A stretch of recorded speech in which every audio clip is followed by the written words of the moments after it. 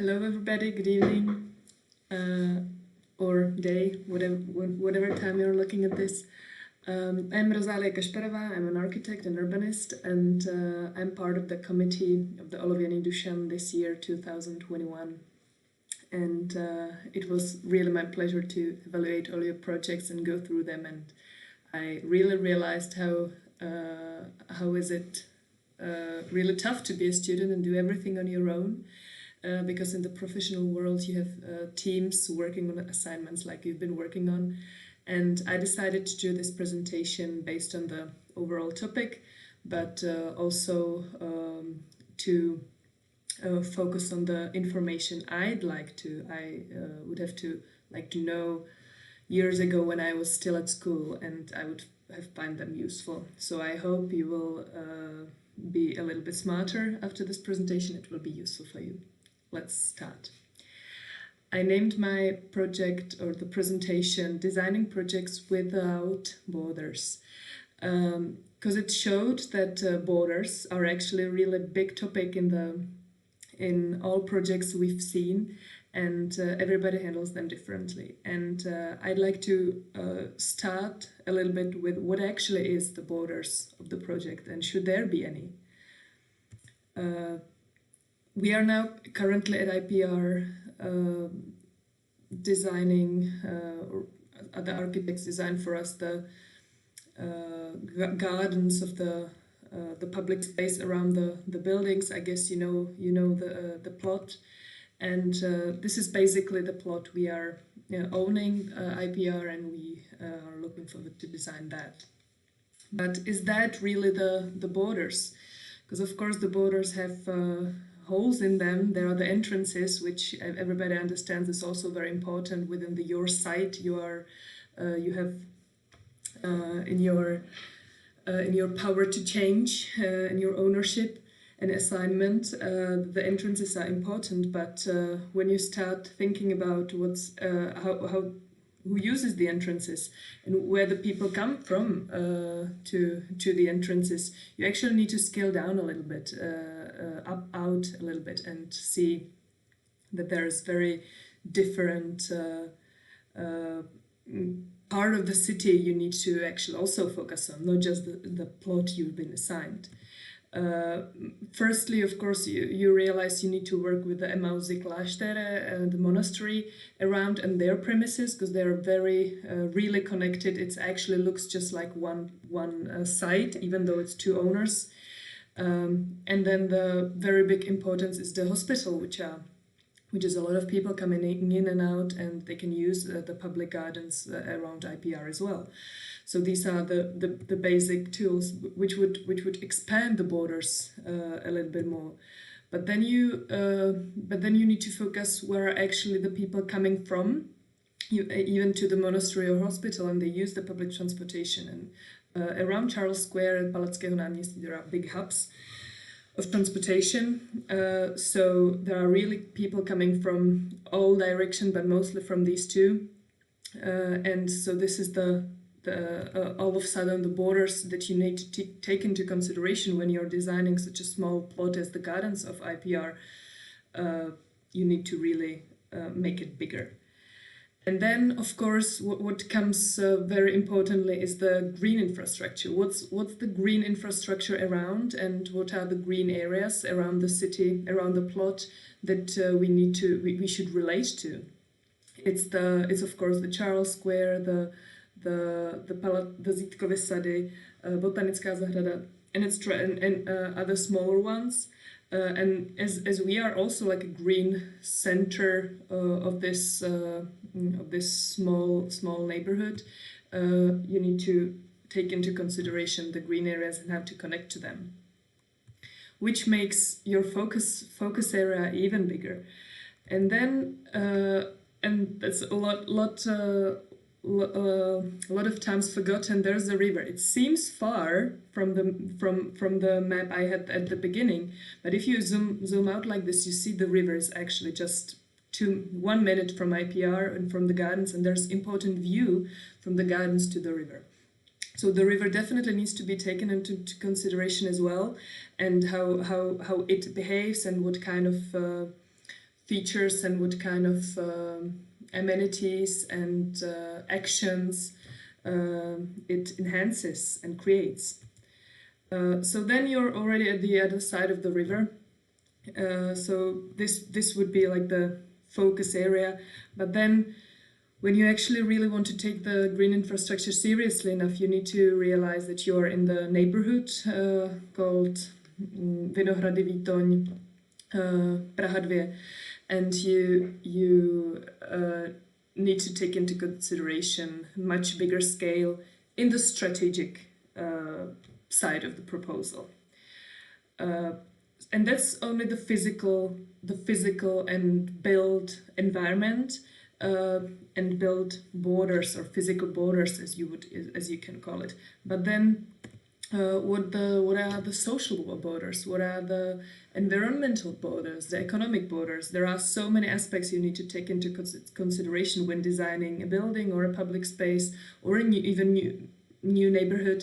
So the social is very, very important, and with the public space, which is open to the public, which means everybody. It's really not just the neighborhood around, but people from whole Prague use the space because IPR is there. People need to go there from all sides of Prague, and when you take into consideration the hospital just next to it, people from the whole country go there in the center of Prague. So basically, everybody sometimes appear on Charles Square and is potential user of the IPR gardens as well.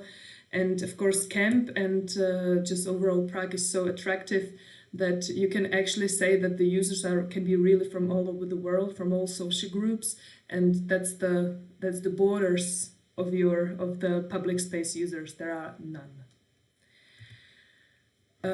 For me, evaluation of the project was nothing new, even though I was for the first time in any kind of committee like this. But on IPR, it's our job to evaluate projects that are built up in Prague and give our feedback, our official evaluation of the projects on behalf of Prague. So I often get on my table projects, and I need to evaluate how they work with the public space, because I'm from Office of Public Space. So, but we also other colleagues focus on transportation and etc. And I'm used to be highly critical because, of course, in our job is to be critical and try to make the project as good as possible and as good as the investor can, and the architects who work on it, and to push it as far as possible to the public interest. Because we don't advocate for the people who will use the buildings or use the new neighborhoods only. That should be mostly the work of the investors, but we mostly advocate for everybody else, just people who pass by, walk around from work to home, and etc. So it's literally, we need to focus on everybody and how the new buildings and new projects serve the others, not only the inhabitants of the particular building. I really like this quote because I think it really sums up the city development in general. Claes Tam, Swedish architect, you may know him.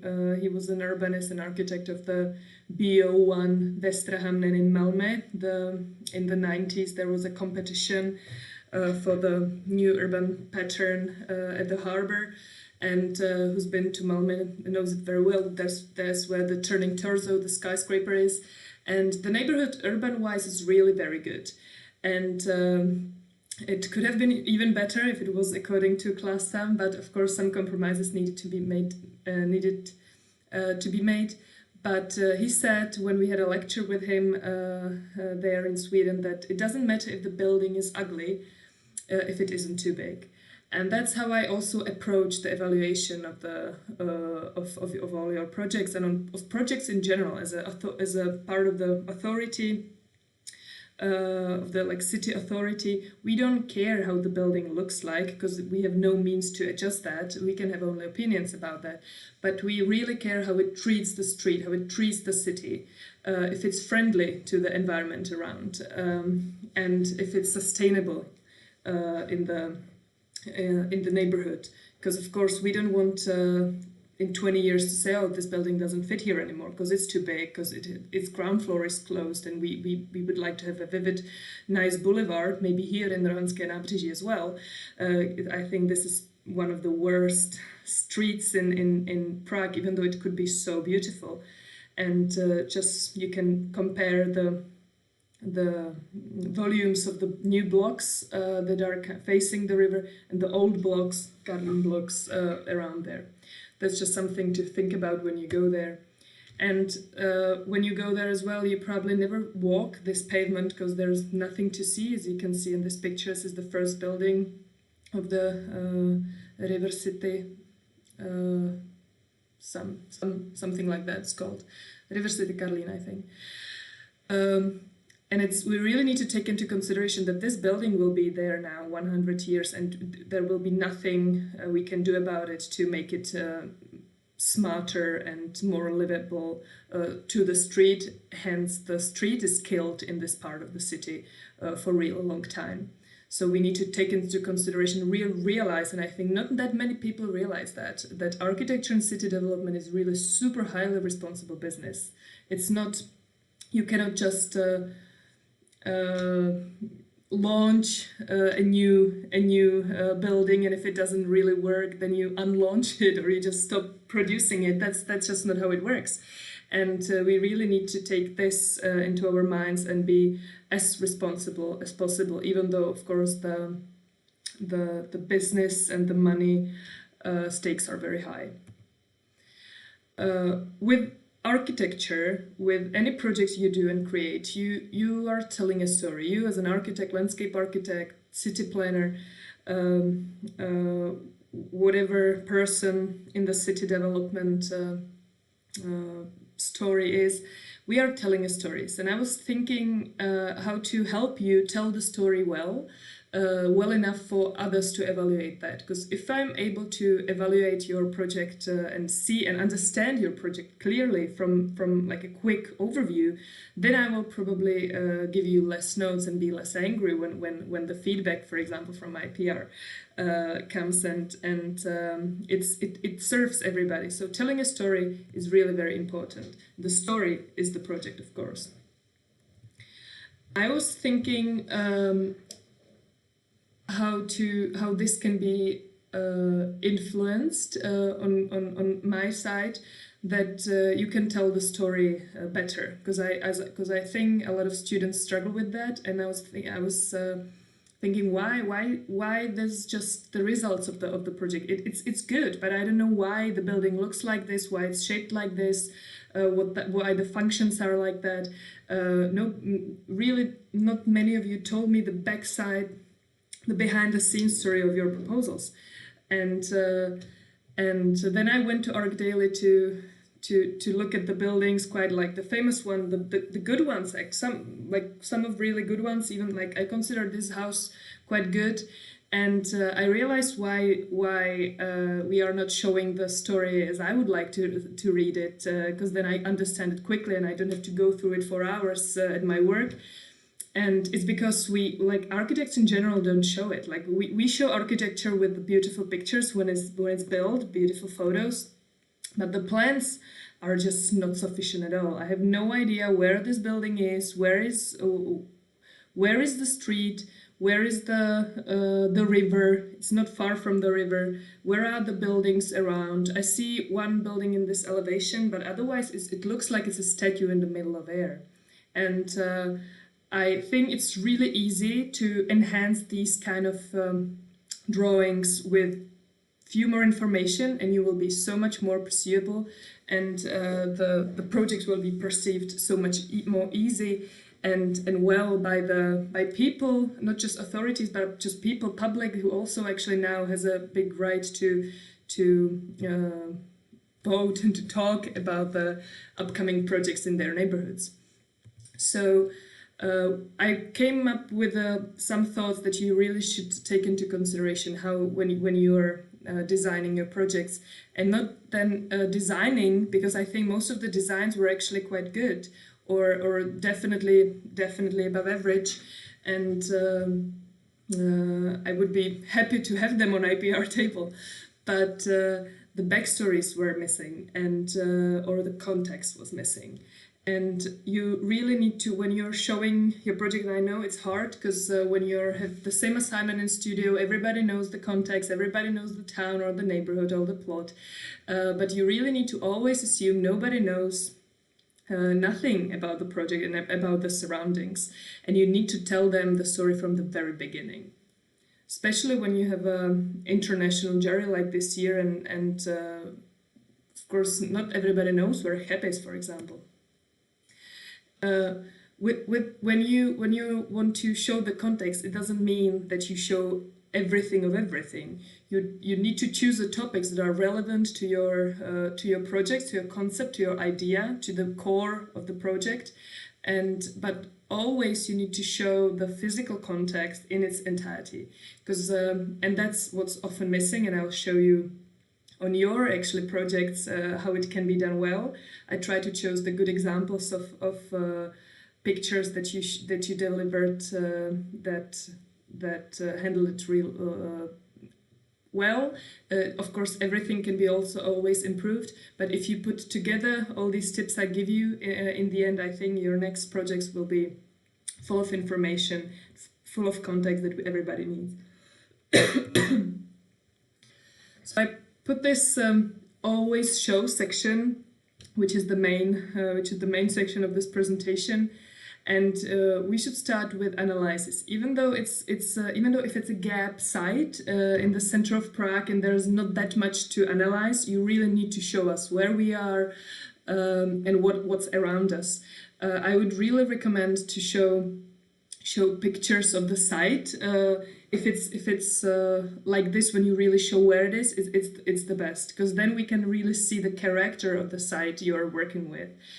And here I think it's what was really well done is that when you're working with water, wetlands and some old streams, you need to really show that the water doesn't kind of appears from nowhere, from the sky, but it doesn't go to nowhere. It needs to lead somewhere, and it leads to the Vltava River. So the context to the project in Břevnov, of the stream in Břevnov, is actually goes to the Vltava River scale.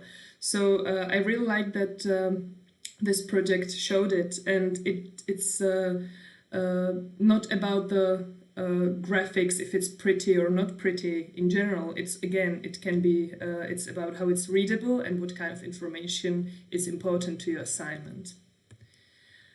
Then you should always show, at least like in a few diagrams, few sketches, few numbers, the strategy. What's the focus topics of your design? What's the driving point? What's the key issues you need to solve? I chose it can be just with words and diagrams, sketches. It gives us the people who look at it the good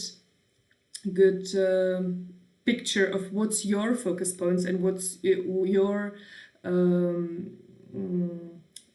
topics that you want to focus on in your project and in the results. Of course, you cannot solve everything at one site. The strategy can also be shown with sketches just like this. It doesn't need to be very elaborated, showing kind of the current state and the state you want to put it in. It's super clear, and I immediately have an idea what you're going to do with the site, and it doesn't need to be site specific. The strategy is really overall. It doesn't need to land in the site yet. Then you have the concept stage, I would call it. Of course, you can call it whatever, but I think it's good to have the analyzer, strategy, concept. They of course lean through each other. You need to go up and down and check from the detail to the strategy if you're still on your path, and if not, then adjust the design or adjust the strategy, because maybe you moved to somewhere where it's more important and you didn't know at the beginning. That's very normal. So you kind of work in circles anyway.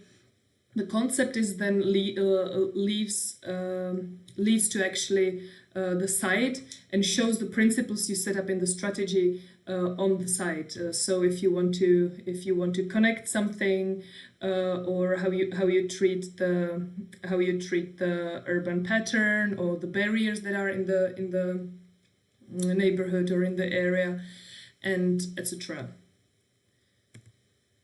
The site plan is something very crucial. We often just show the roof of the roof of the building, and then the roofs of the Schwarzplan, but that's definitely not enough. The site plan should really show what's happening around your plot, what's the context, like the physical context, and what's good about it, and what's important or bad about it, and what's important to your design.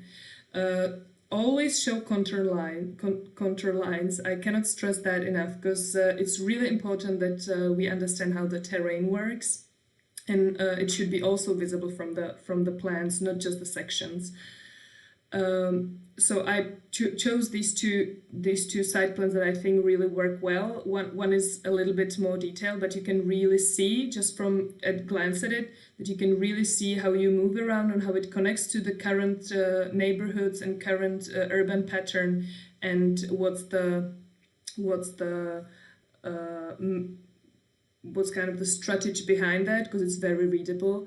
This blue one gives you some tips how and some like strategy tips how to solve the real surroundings, and what's important, where it should be a promenade, and etc., and how it connects to your site, which is also crucial. The ground floor plan, it's I think that's when you make it or break it, when it comes to proof that your design is actually well established and well done in the site. You definitely always show the context, always show the streets in its entirety, or the park, whatever is around. Show it as it is, if it's good for you enough, or show it how you would like to be. If it's a terrible road, like Rozalie Kasparova, you can redesign in the section. It doesn't take that long, but you should redesign the street to serve how it can work with the future. You can have 2 pictures of that. And you really should show us how the pavement works, where is the parking, where are the trees, and show us the interior of the houses. I really like how you can see the people in the plan, and then where they kind of gather, it's in front of the building, and then they can use the path. You see it just with these small like people stamps. They really help to understand and read the site. Then there always needs to be the entrances really shown very clearly. Where are the entrances, and preferably what is the public or commercial space in the ground floor. Where is none, there's probably no furniture, no colors, but when it's, I can definitely read from here, it's some kind of cafe or a restaurant in here as well, and it spills out. That's so important that you don't only design what's in your building, even though that's the assignment you are given to, and kind of like the investor, that's what the investor does, and he doesn't really recreate the street, but they often can. The city often can require that as well, and you show the potential how you can improve the streets just with putting these tables here. That would even enhance that so much more. Not for example just in this square, and that's how you. It doesn't matter if in the end there are the tables, but you show the potential they could be. The street could be lively, and it could be like the Křižíkova street we love in Karlín, for example. I'm working in Karlín project now, so I'm very obsessed with this kind of neighborhood. Sorry. But that's what you like. When you walk on the street, you see the trees, you see people sitting outside, drinking coffees, reading books, and etc. That's the street we want to create. So don't be shy and spill out what you have inside the buildings outside. Show it. Because if you don't show it, I kind of can say that you don't care about the public space that much. And that's not right. The sections are, I would say, the least taken care of when it comes to the context and public space, because we are used to just to design it just like a object in the white area. But what I liked about these sections, that they really show the buildings around, the streets around. I would prefer if here would be actually the other building as well. It wouldn't be cut, so you can really see the context of the heights of the buildings. I suppose there is like a big open park or lawn or field or something. I don't know, but that's what I assume from this section. If it's not true, there should be a building as well. But what I really want you to focus on, that there are people outside, people on the street, and even showing what's happening on the ground floor. That's super important. If it's public or commercial space, show it in the sections, the ground floor, because then I know the building will enhance the street as well. So not just focus on the courtyard that's in your ownership or of the investor, but also please show us what's happening on the street. If you're putting there like bioswales or water treatment management, show us what's happening underground. Show us that where is the water retention, how you take the water from the roof. Connect it all together and prove that it's a working environment, that it works everything all together. What I would also recommend very, very much is put numbers, measurements in the sections. If you show me this is 7 meters, because from the scale you really can't see, especially when you're observing on the computers now, so you can zoom in, zoom out. So if you actually tell me this is 3 meter bioswale, 7 meters road, 7 meters bioswale, I believe it's actually believable measurements and it can work. And it proves that you're really thinking about how the public space needs to be scaled and what needs how much space. What I would definitely change here in these sections, what I would recommend you put in where especially when there's the public or commercial space, always with the contact to the street, put there the door or the window that I see people can come in and out, and put the bench or table outside as well, that I can see you're thinking about the street as well. Here the same, here the same. Especially when you're designing arcade, I want to see how the arcade is used. These are, because I wanted to show you the sections, I picture them, these are sections from my thesis many years back. And they kind of sum up everything I just said, even though this was an urban design scale project. In the urban design, you actually really need to think of the dimensions of the buildings itself. So you don't design the facades, but you design what's what the depth of the building is, and its and what's happening in between them, in the private courtyards, and of course in the public. And what I think really works well when you show us with the public space in the section with these plans as well. As you see, I have the measurements here as well. Some of them are quite funny looking at the back now, but that's everybody's learning, so that's why it works. And you can see that I even try, even though it wasn't my task to solve it, but with the water management, you always need to at least name it's a topic that should be solved, even though it's not focus point of your design. What I also wanted to, I've already talked about it, but I wanted to stress it out more, that if you picture these pictures without the people, which are really quick to put in, they would look so less readable. Because especially in the plans, you can really see where the people are going, where are the flows, where they are probably gathering. You can sit them at the stairs, so we see that the stairs are for sitting as well. So they really add the depth and the life to the drawings, and then it makes it much more readable, and then you prove how you actually think about the surroundings of the buildings or the neighborhood and how the people move around. When it comes to render, I think it's important to say you really need to be able to show the quality of your projects only with sections, elevation, and plans. That are the basic drawings that should be enough to everybody understand it's a good high quality project, and then can be super fun to work with. Especially sections, I think, are perfect for really proving you're thinking about the life in between the buildings as well. And I just chose these two, like I would say, quite unusual renders, or visuals, let's say, if you want to call it. I really liked how here in the model there are people sitting at the window, that you really add the kind of human scale even to a physical model, which can be quite hard, and with the curb here as well. So you really show how the atmosphere of the building. And here as well, we don't have to we don't have to spend hours rendering and modeling 3D models in computers. Like the renders and the visualizations should really show the vision and the atmosphere you're going for, because in the end we know how it will really look. In the end, it's not that important in this stage of the design. So if I summed it up for you.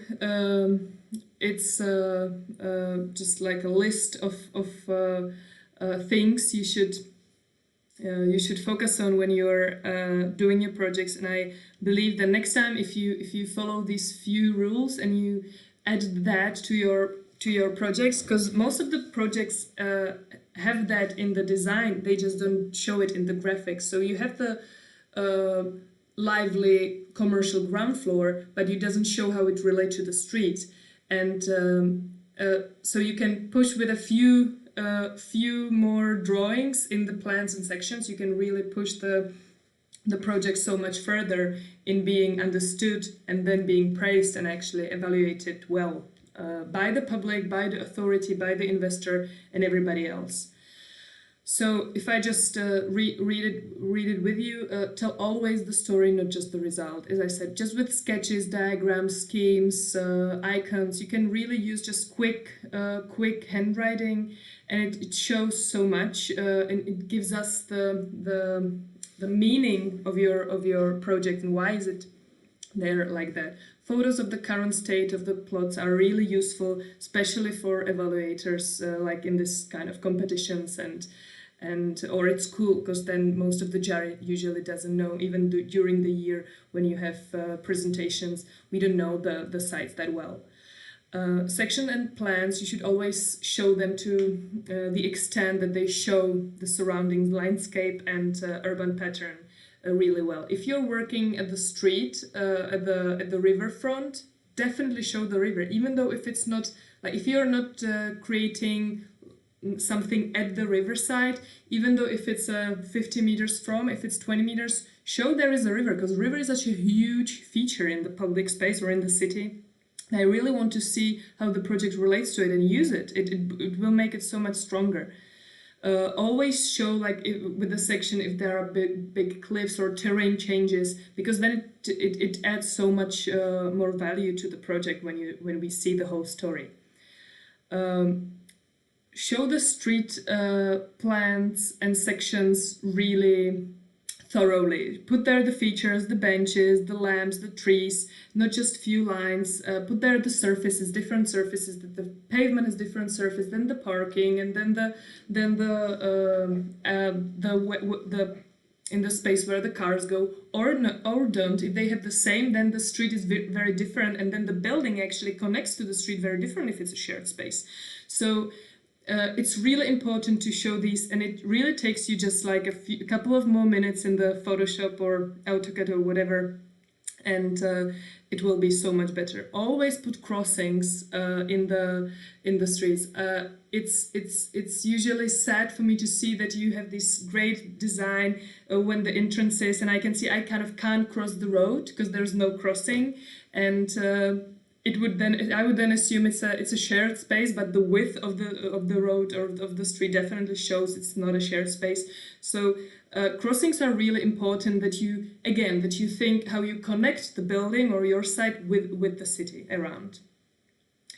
Always show the entrances to the buildings. We talked about it, and I think that's also like that's usually a thing you do anyway. Always show the public and commercial ground floor in the sections and plans. We mostly do it in plans, but we rarely do it in sections. Do it in sections as well. The sections are so much better then. And spill it outside, as I said. Contour lines, that's a must. It's good when they really can see them from the bigger scale to the larger scale, or to the smaller scale, because then we understand that you work with the terrain as well. Show the people, not just in section, but in plans as well. They add so much more depth in the proposals. If you're working with water management, or as you should, always show the underground level as well. Or if you're working with trees, show how it works underground as well, because it's a good thing to make it even more believable that you actually mean it, what you're proposing. And about the measurements and sections I talked about, it's really then it makes it so much easier to understand. Thank you very much for your presentation, for your time that you gave into this presentation. I hope it recorded. And if you have any questions, you can always contact me on this email. And I hope the evening we have next week will be fun, even though it's all online. And I hope that you will survive the next semester as well. Like only online, it must be super hard. I can't really imagine, and I hope the next year will be, or the next semester, autumn semester, will be much more fun for all of us. So, thank you very much, and have a nice day.